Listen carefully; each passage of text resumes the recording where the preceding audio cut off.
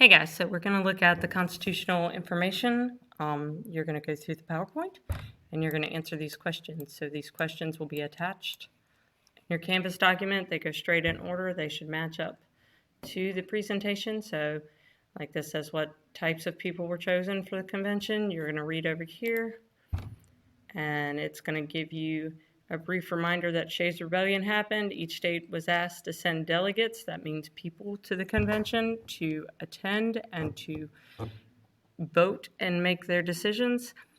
55 men were in attendance that were all well educated with high-class jobs. So basically, rich white males are going to be the ones there. And so that would be something which you would put along this line. All right, so you would keep going through the notes like that. So to go through all the notes, it says Rhode Island did not attend. They didn't want a stronger central government. We're going to look at the term for people who want a strong central government being called federalists.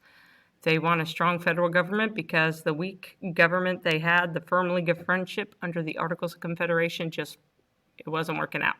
So 55 men come.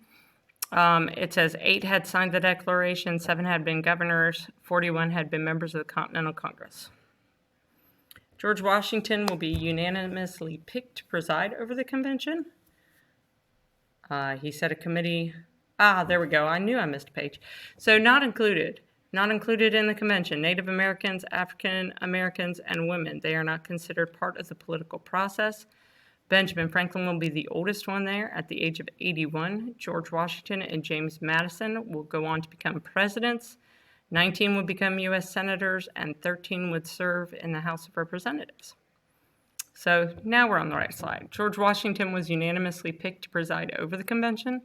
He set a committee to set rules about it. Convention would not be held unless representatives from at least 7 states were present.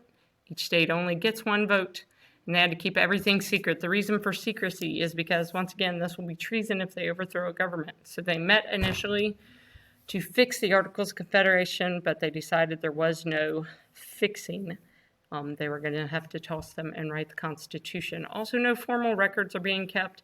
They wanted to be able to speak freely about things they felt and believed in, and you can't do that if everyone in the media or people in general are watching. So this is a private meeting, window shut. Even in Philadelphia, it's going to be very warm, and it's going to be tough, but they decide to go through and do this, even though, once again, like I said, this will become treason. So originally the group met to rewrite the Articles of Confederation. That's what I mean by AFC.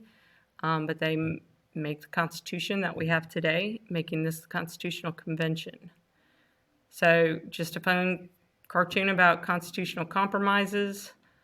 So some of our main compromises, the Virginia Plan. I know Virginia does not seem like a big state, but Virginia's big state plan, because Virginia and West Virginia are one big state, making it one of the largest right now.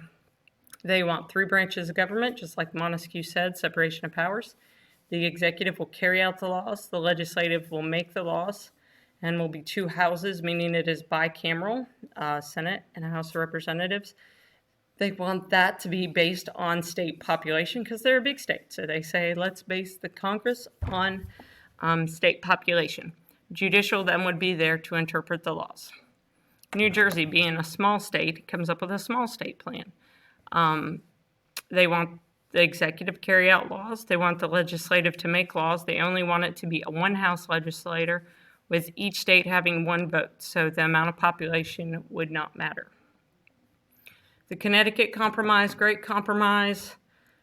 Roger Sherman will write, propose to solve the problem. They stick with the executive and judicial as they had in the others, but they make a bicameral 2-house Congress. The Senate will have 2 representatives from each state, regardless of how many people live there.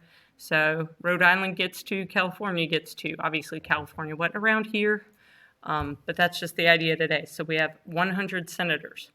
The House of Representatives will be based on the population of each state. So I believe North Carolina has 13 in the House of Representatives, whereas other states might have 29, but they at least get 1. So small states' population only have 1 vote in the House, but they all get 2 in the Senate. The 3/5 Compromise, questions and arose about How to count population. Slaves were not seen as people but property, but the southern states with a larger slave population realizes this will get them more seats in the House of Representatives. So they would like to count the slaves then as part of their population, even though they would not be allowed to vote or anything else. So they're going to compromise, and they say every 5 slaves counts as 3 people. The Commerce and Slave Trade Compromise. The North and South had different fears about what Congress should be able to do. They compromised that the South agreed Congress would be able to regulate trade between states and foreign powers. The North agreed that Congress could not tax exports, things we ship out. They would not interfere with slavery until the year 1808. Electoral College. So this gets a lot of publicity around this time as we have elections. Some delegates thought members of Congress should choose the president, which is kind of like the parliament and what they do.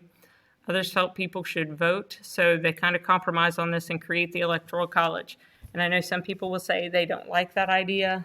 You take the number of senators each state gets, which is 2, and you take how many they have in the House of Representatives. So North Carolina having 13, we get 15 Electoral College votes. But if you're really small and you only get 1 House of Representative member and 2 senators, you only have 3 Electoral College votes. And people say that isn't right, it's not fair. Just think of it this way. Certain cities in California and New York have more people living in those cities than most of the states. So this at least gives each state a better say in who becomes president. But we'll look more at that when we get to the president and the election process. Approving the Constitution, September 17th, 1787. 39 men signed the Constitution. They need to get it ratified. So 9 of 13 states had to approve it for it to be the law of the land. That is going to be Article 7 of the Constitution. You'll have 2 main groups fighting over what it should be. So the Constitution at this point is the preamble, which we're going to talk about next, and the 7 articles. There were no amendments. There were no Bill of Rights. There were no individual liberties. Purely the preamble, which says what the Constitution should do, and the 7 articles, which talked about the legislative, executive, judicial, states' rights, amending the Constitution, supremacy of the Constitution, and ratifying. So nowhere in those 7 articles is there anything about your freedoms of speech and press. That's all in your amendments. So the Federalists are going to say, strong central government, we're good, sign off on it with just a preamble and articles. They write a series of papers called the Federalist Papers to promote this point. The Anti-Federalists believe and want a way to secure individual rights. They are not willing to ratify the Constitution as it was.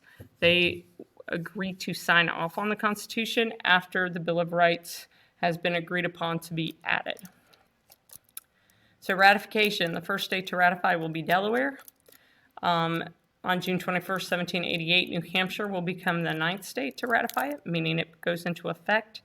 And Rhode Island was the last state to ratify it in 1790, making it the 13 states of the United States of America and one nation. So this is your real brief, how the Constitutional Convention went, what they decided on. We're going to do the preamble and articles next, and we'll get more into the compromises as we go through those. All right, have a great Thursday.